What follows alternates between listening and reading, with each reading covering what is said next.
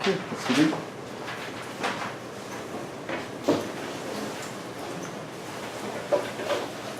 So we're starting a new topic today.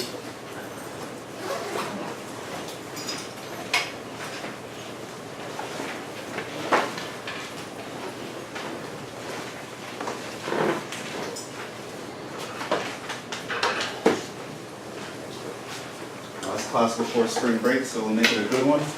Talk about a very important theorem.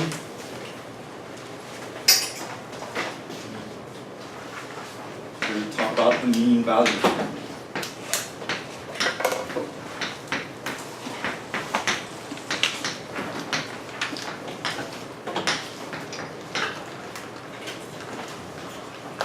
Well, I'm going to do two examples today. They're going to be relatively easy. Applying the theorem is not difficult, but most of the lecture I'm going to be explaining how this theorem came about. But first,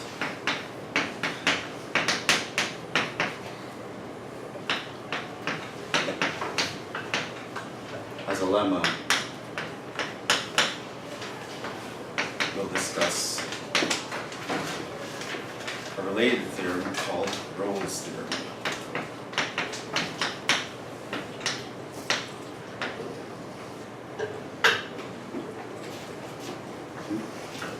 And so a lemma is kind of like a little theorem that you use to help you prove some larger theorem.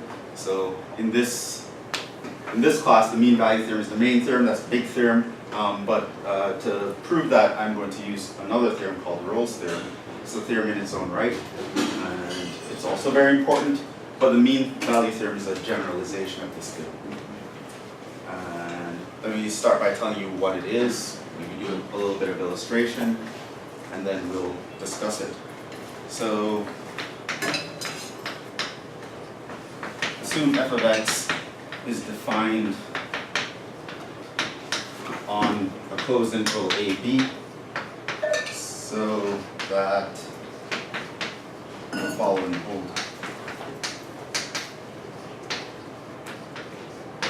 We're going to make three assumptions about how this function behaves on the interval. First assumption is f is continuous on the interval.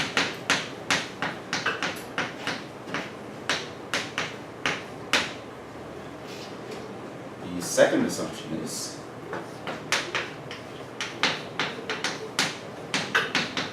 f is differentiable on the open interval.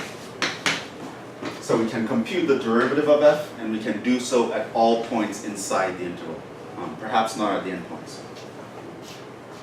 And third, very restricted kind of thing, is that f evaluated at the left endpoint is actually going to be the same as if I evaluated at the right endpoint.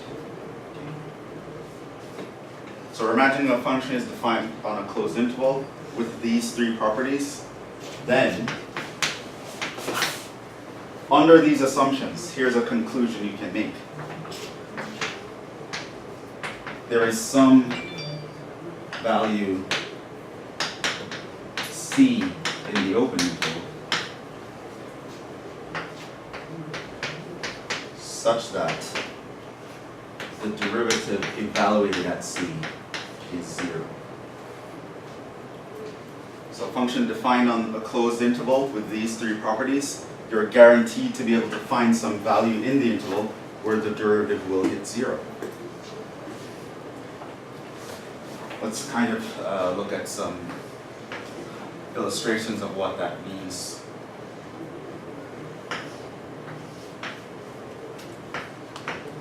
So this is xy, this is xy, this is xy. So here's my A, here's my B. We're on this interval AB, it's a closed interval.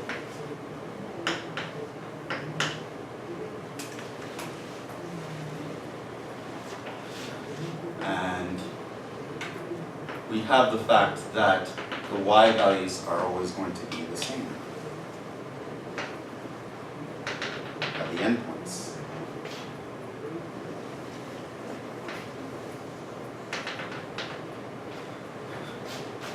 your f of a is always going to be equal to your f of b.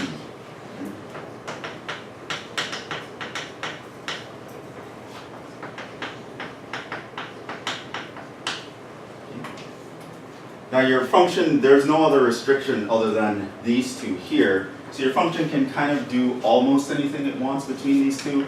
For example, it could just maintain that level and be a constant function.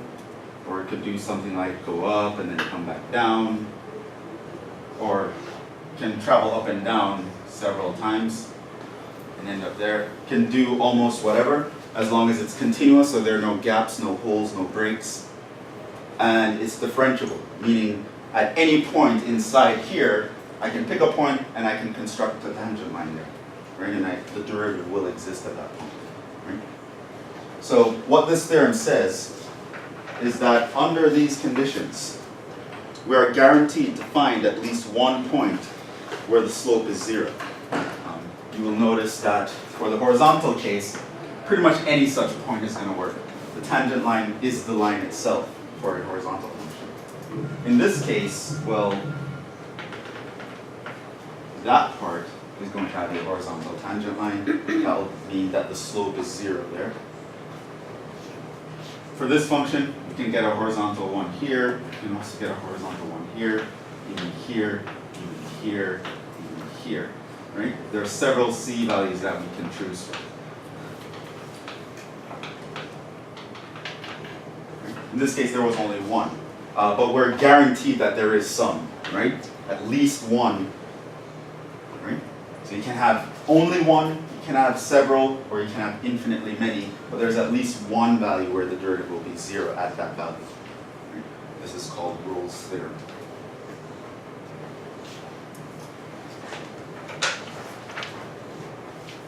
So before we get into examples, let's talk about why is this true. Right? I mean, I can draw a bunch of pictures and we can always see that it's going to happen, but how do I know that there isn't some crazy function that we haven't thought of where this is going to not work? Well, let's look at why this will be true.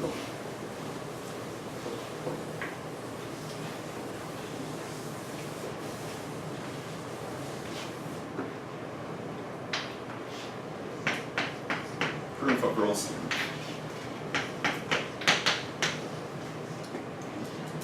So assume we have f of x on AB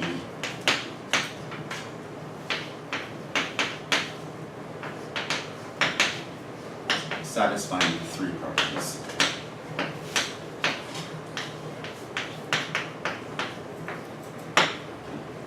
How do I know there has to be a point in the interval where the derivative is 0? Then,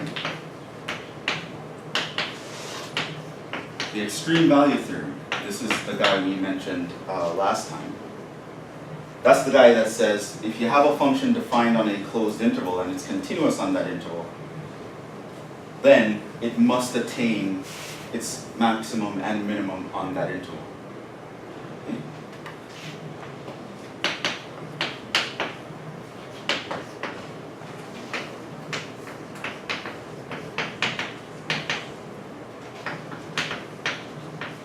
Right? In the absolute sense.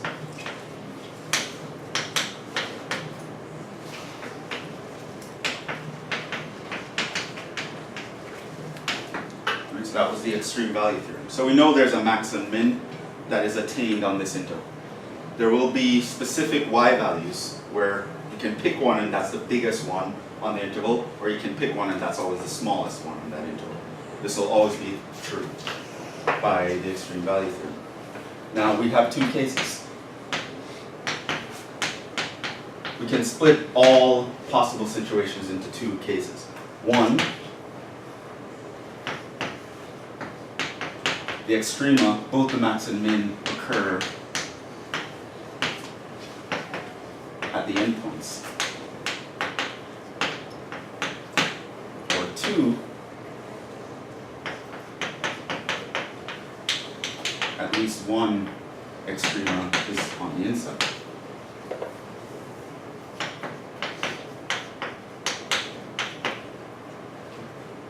So we know there has to be a max and mins. Well, there are two places they can occur. They can happen at the endpoints, or they can happen in the middle somewhere.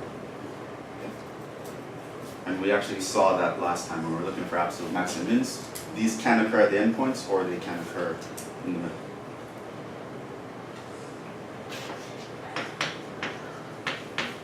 In case 1,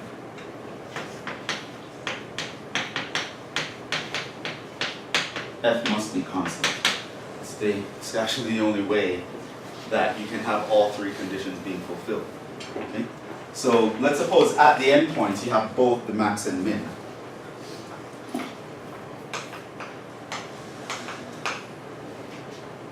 It means your function can never attain a y value that's larger than the starting point, because then that would mean that the max is not at the endpoint, right? It can also never attain a value that's smaller than the starting point, because that would mean your minimum is not at the endpoint. So your function has no choice but to stay level with the endpoints, right? It can't ever go higher or lower, right? Because that would create a different absolute max or min. Okay? So if the extrema is at the endpoints, your function must be constant, right? If it has to be continuous and differentiable, the constant function is the only kind of function that will fulfill all those properties and maintain the extrema at the endpoints. And in that case, every c in this interval will have the derivative at c equals 0. Because it's a constant function. At any point, the derivative is going to be 0. That's what a constant function is.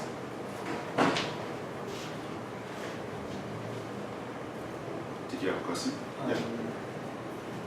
Well, in case 1, the extrema occur at the endpoints, can't one extrema be at one be at the other, and then it would be linear, but not constant. What do you mean? Something so like... you got the max at A. Something like this? Yeah. That would still be the extrema at the endpoints, right? Well, no, both don't occur at the endpoints. You'd have a max at one and a min at the other. Oh, so Well, I'm saying both. Yeah. I'm talking about all the extremes, the maximums and the minimums. And don't the endpoints. And also, by the third condition, we wouldn't have this occurring because we're always assuming that f of A and f of B are the same. You would also have that, so you wouldn't even be in that situation anyway. The mean value theorem deals with that general situation. We'll get to that soon. So yeah, if you force the y values to be the same at the endpoints, you'll never actually have a situation like that, where one is a max and the other is a min, because that will necessarily mean they're different. Okay, so in the first case, if the extrema happen at the endpoints, it has to be a constant function, and then the derivative is 0 pretty much everywhere. Okay, so what happens if the maximum is in the middle, like for example this one?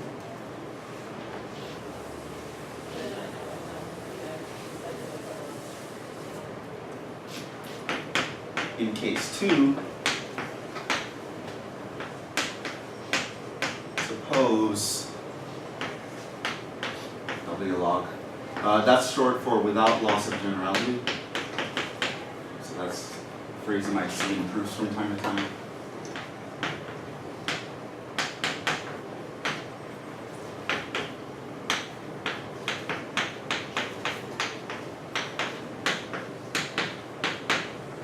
So, without loss of generality, that is a phrase that says, I'm going to pick one specific example, but pretty much all other examples that I don't consider exactly the same argument will work. So what I'm about to say will work, whether or not I say a min in this position or a max in this position, right? So this is saying, I'm making a specific statement, but it does apply in general. Okay. So let me single out the maximum just to be specific. So suppose the max actually occurs on the inside, it's not at the endpoints. What would that mean? Then, we actually have another theorem that can help us out here. Fermat's theorem. Right? That was the theorem that says, if a function hits a maximum or a minimum and the derivative exists there, the derivative must be 0.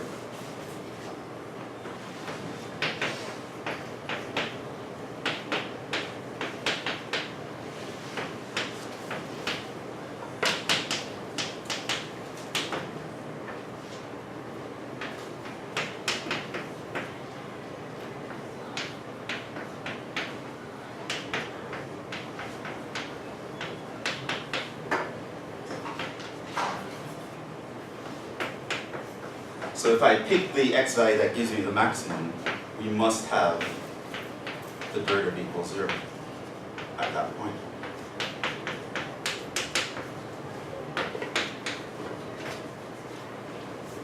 So if the extrema happens at the endpoint, it has to be a constant function. If the extrema happens anywhere in the middle, Fermat's theorem tells us that the derivative is going to be 0. And that's the proof. No matter what, as long as you satisfy those three conditions, there will be a point where your derivative is 0.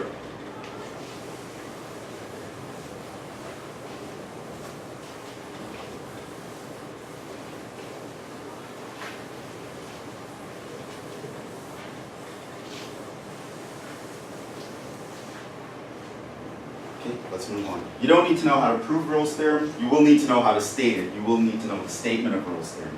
You won't need to know how to prove it. So we're just going to move on, but you can rewatch the video, maybe try to understand it later on if you'd like. But the statement is what's important. You need to know that fact. Your function is continuous on a closed interval, differentiable on an open interval, and the endpoints give the same y value. There has to be at least one point inside that interval where the derivative hits 0. So that you need to know.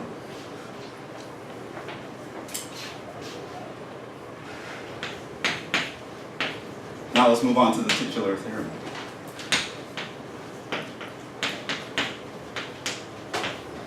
I'll call this MVT, not drag so much. So mean is a kind of average. This is basically a theorem that talks about the average value of the derivative, right? So we call it the mean value theorem.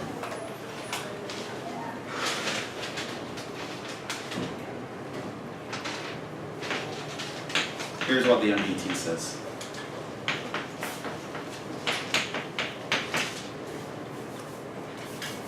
Again, we have a function defined on a closed interval.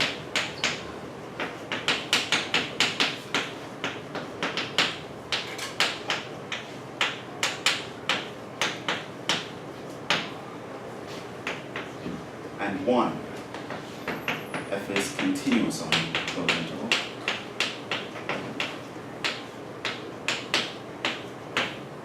And 2, f is differentiable on the open interval.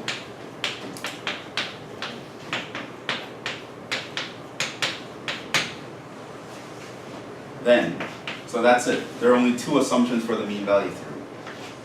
It will work in general regardless of how the endpoints behave.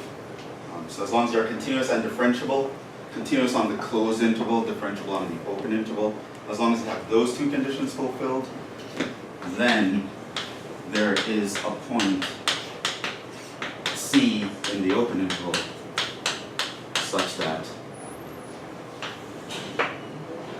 the following is true. The instantaneous rate of change is equal to the mean rate of change.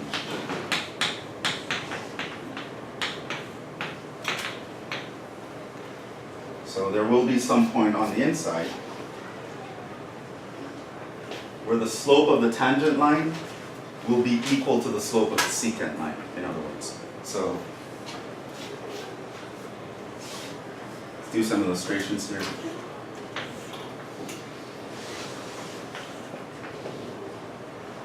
I'll also do a situation kind of like in Rolle's theorem so you can understand that the mean value theorem does apply in the Rolle's theorem case. So we can look at two examples where f of b equals f of a.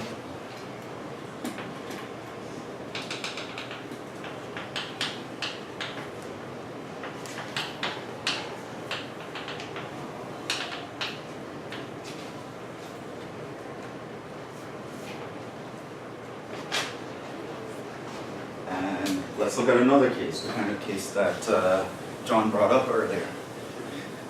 What if the endpoints are different values, like one is larger than the other?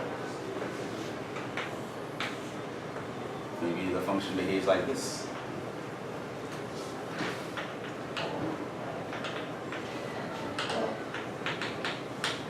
Your f of a is smaller than your f of b.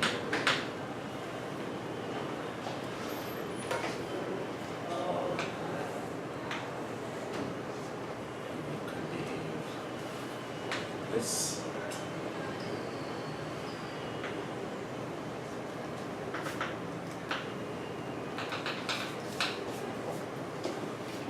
This is a far more general scenario. Function is continuous and differentiable. We're making no other assumptions. You'll notice here, in this case, what is the average rate of change of this guy? 0, because you have f of b minus f of a over b minus a, but your f of a and f of b are the same, you'll get 0. And then literally I can pick any point, and it satisfies that equation. Similarly here, if you look at f of b minus f of a over b minus a, you get 0. And so, is there a point where the average rate of change is equal to the instantaneous rate of change? Yeah, exactly the same point that will fit Rolle's theorem is going to fit this one. So the mean value theorem does actually fit. It includes Rolle's theorem. In the event that the endpoints are the same, the mean value theorem just simplifies to becoming Rolle's theorem. Okay. But what about this situation? Well, now, remember the average rate of change is just the slope of the secant line. Right, so if we look at the slope here, that will be your f of b minus f of a over b minus a. As you can kind of see from this picture, I could pick a point, say here, where if I draw a tangent line, it's like it's parallel.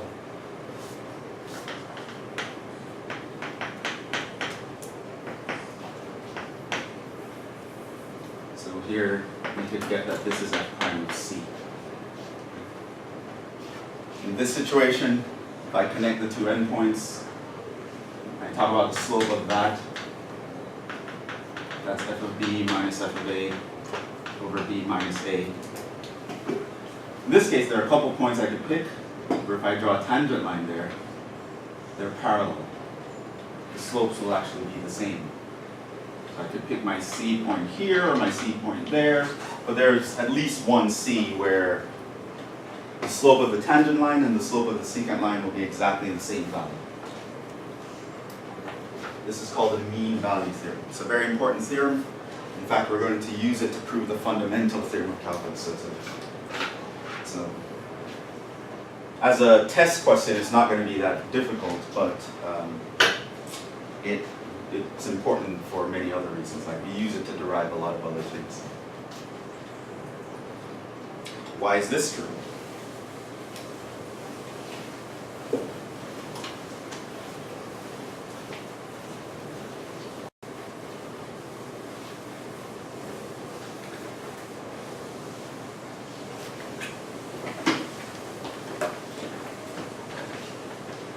And again, you don't need to know the proof for this. However, if you're a math major or a physics major, I highly suggest you try to understand the proof anyway. All the other majors can essentially forget about what I'm going to say. If you're math or physics, you should try to understand the proof. If you're a bio or chem, you can get over that. But everyone needs to know the statement. You need to know what it says, what the assumptions are, and what the conclusion is, right? Because a problem will test your knowledge of that. But as for how we actually know this is true, you don't always need to know it. Okay, so proof of the mean value theorem.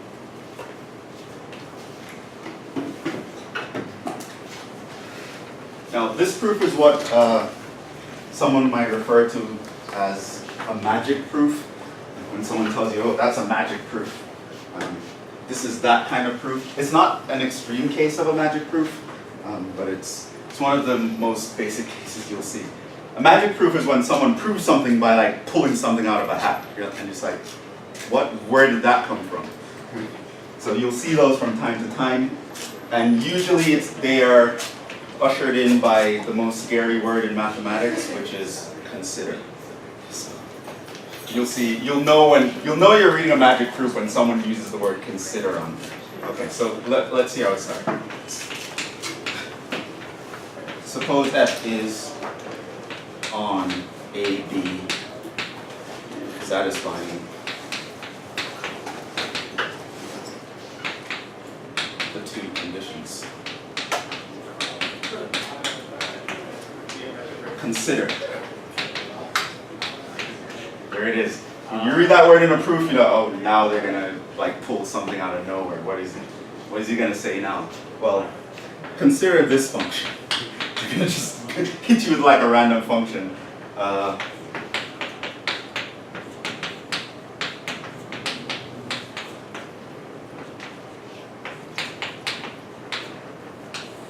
Consider that function. Where'd that function come from? I can kind of explain the idea to you here. This is, of course, our original function. You'll notice that this will be the function for the tangent line as b gets close to a. So we're comparing the original y value to the tangent line, and we know eventually these two will give us, the derivative of each of them should give us roughly the same value. So ultimately, I'm going to want to take derivatives here and then move this to the other side and get what we want to get, right? But it's not always that obvious, so that's why it's called a magic proof. You just pull this function out of you. Okay, look at this function. Whoop to you. Okay, you say, why is that function important? Well, one, note, G is also continuous on AB and differentiable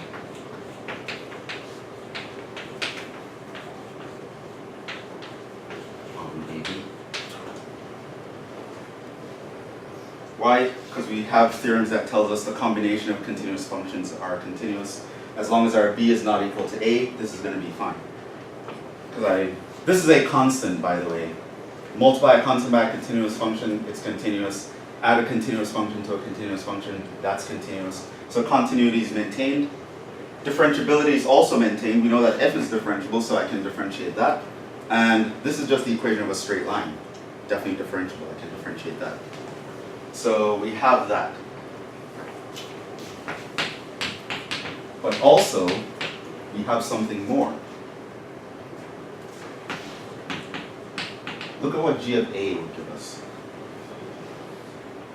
Go to this function, plug in a everywhere I see x.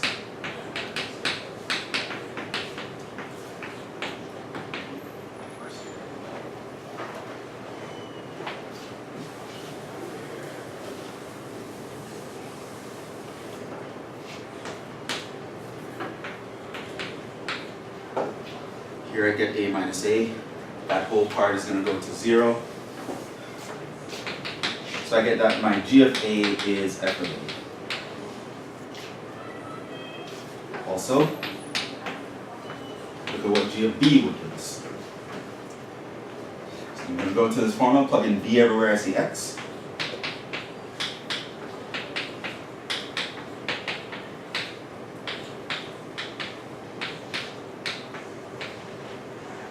What you'll notice happen is this will cancel that.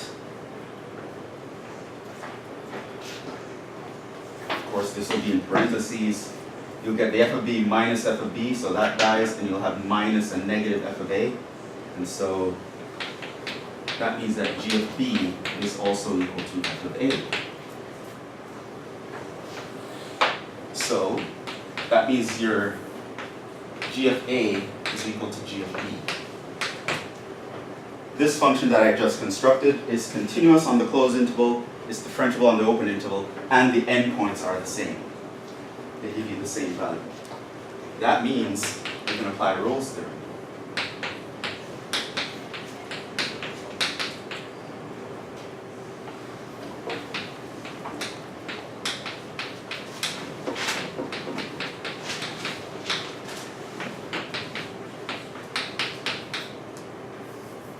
To the function g. But that would mean that g prime of c is equal to 0, which is equal to the derivative of this side with respect to c, evaluated at c. Derivative of f of x is f prime, and I'm going to plug in c minus the derivative of this is just going to be that, because you just have a constant times a linear function, right? So constant factor rule, leave the constant alone, differentiate the function, derivative of this is 1, so you're just left over with that expression.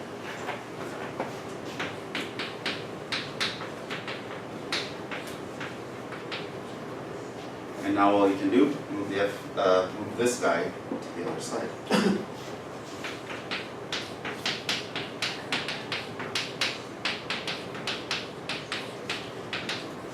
And that is the proof.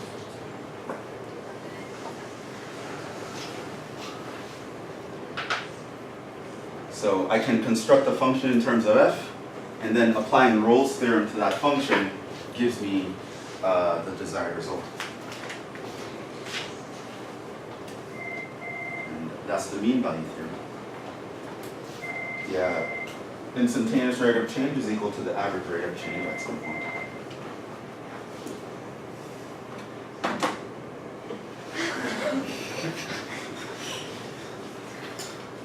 So that wasn't like important. Mayday, mayday!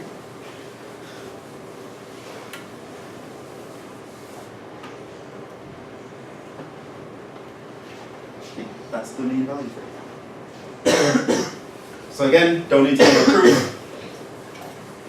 Although again, math or physics people, I recommend, you have a spring break coming up, read through this proof, maybe read through other versions of other proofs, try to get an understanding.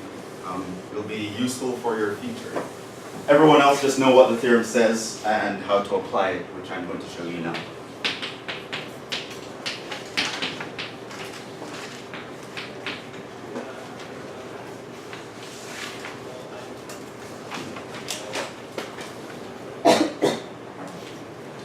So we'll just do 2 examples. They're pretty much at the level of difficulty that you can expect on a test or a quiz.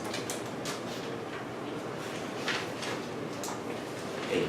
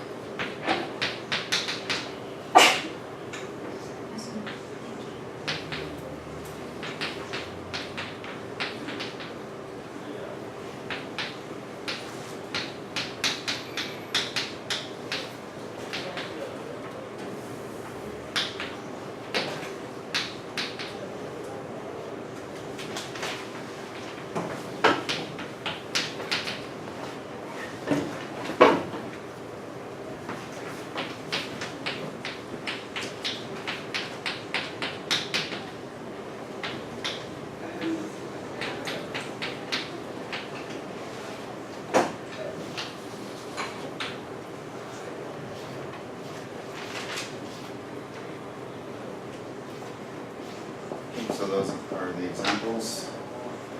I might do a follow-up, how do you know, or something like that.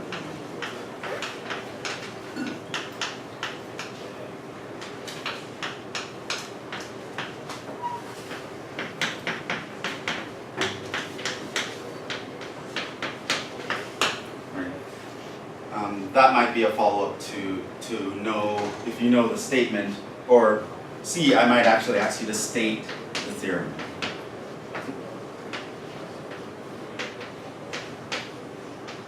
Right? And I could ask you the same thing. So just be aware that's a possibility. If the mood strikes, I could ask you these. But it's just a matter of, to answer, how do you know? Well, your answer would be, well, f is a polynomial, it's continuous everywhere, so it's definitely continuous here.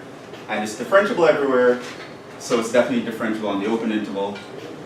And you can check that if I plug in 0, I would get 2. And if you plug in 1, I would get 2 again. Right? So you just literally go through the checklist, and you just need to check those 3 things, and then you'd see that Rolle's theorem would apply. So the how, you pretty much regurgitate the theorem for this specific example. But let's actually look at what it is. So here, since f of 0 equals f of 1 equals 2, f is continuous on this, and f is differentiable on that, because f is a polynomial.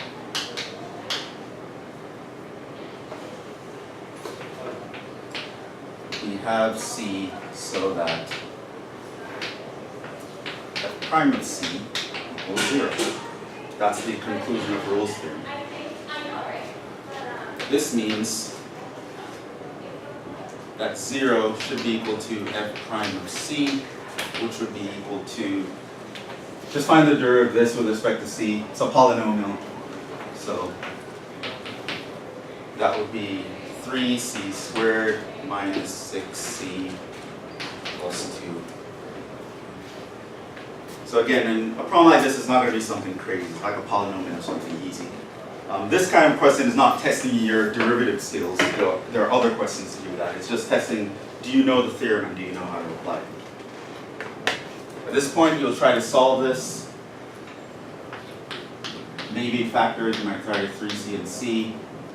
If I put a 2 here and a 1 here, that'll give me 6 and 1, can't get to 6. Put the 2 here and a 1 here, that'll give me 3 and 2, can't get to 6, so it doesn't factor. So I would jump into the quadratic formula.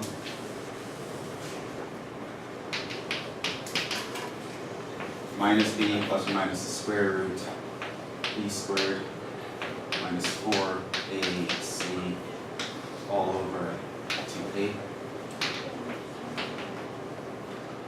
That's 36 minus 24, that's 12.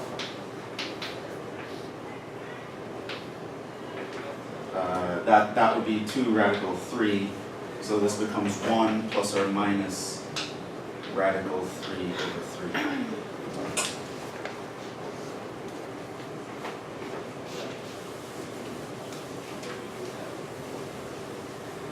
Now you have to pay attention to the actual interval. We want the c value to be between 0 and 1, so obviously this means we have to reject the positive one. C 1 plus radical 3 over 3 is bigger than 1, so it's not in this interval, so we reject. So the c value we're looking for is that value. That's the value that satisfies Rolle's theorem.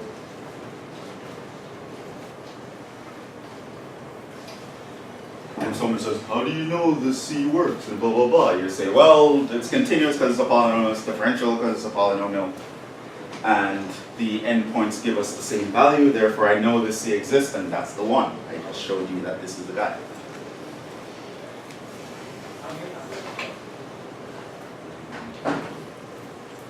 For the mean value theorem, similar idea, except you don't need the first condition, because you don't care what the endpoints behave.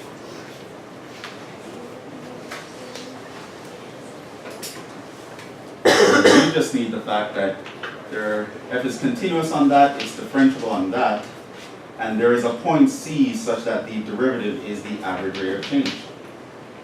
F of b minus f of a over b minus a.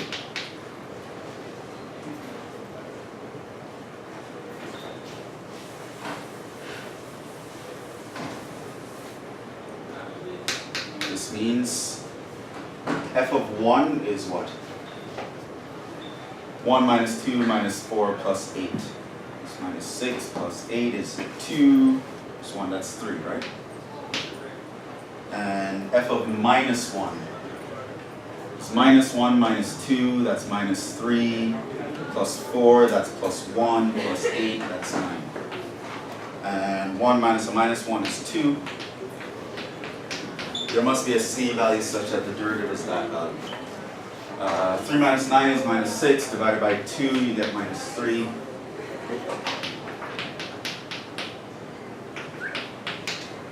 F prime of c should be no problem, it's a polynomial.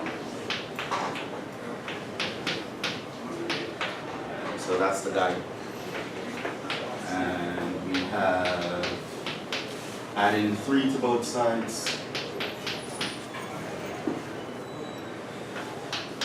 Does this one factor? 3c and c, 1 and 1. That'll give me 3 and 1. Maybe we could get to 4 if we put minus and minus. Putting minus and minus gives us a plus, so it doesn't work. So once again, put that in formula. But I don't think go to the Let's go to the Are you, you're going to play now? later. Okay.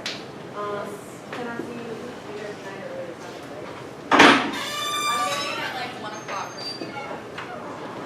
So this would be 4 plus or minus. Okay, so I can factor out a 4 out of the 16 and this guy, and it would become radical of 4, which is a 2 radical. I'd be left over with a 4 plus 3, which is 7 over 6.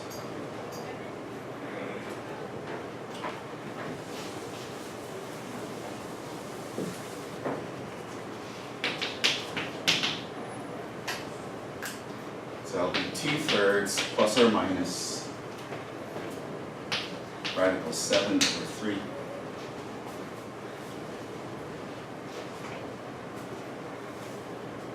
Now, of course, radical 7 is somewhere between 2 and 3. So this is bigger than 2/3. If I add those two, this is going to be larger than, it's bigger than 4/3 for sure, which is bigger than 1. So if I add it, it's not an integral. Note, c equals 2/3 plus radical 7 over 3. That's definitely larger than 4/3, which is larger than 1. So it's not in this interval. So you reject this one.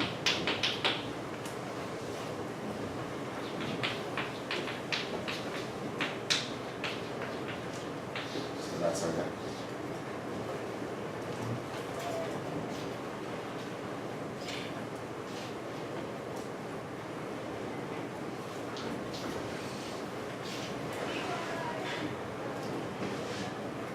And that's actually it. That's how you apply these theorems. Pretty much you just set up this equation based on the theorem and you solve. If it's Rolle's theorem, you just set the derivative at c equal to 0. If it's the mean value theorem, set the derivative equal to the average rate of change on the interval. And you just need to know the conditions that would need to be present in order to apply it. And you need to be able to say what these are if it's requested that you should tell us what these are. Yeah. Where did you buy 4 over 2 from? Oh, because this one is definitely larger than 2 over 3. Because radical 7 is between radical 4 and radical 9. Radical 4 is 2, radical 9 is 3. So this is somewhere in between 2/3 and 3/3. So I can say, oh, it's definitely bigger than 2/3. And so this expression is definitely bigger than 4/3, which is bigger than 1, which puts it outside that interval. And since the mean value theorem says we're guaranteed to be able to find someone, I know if the plus doesn't work, the minus has to, so I don't even have to check what that is.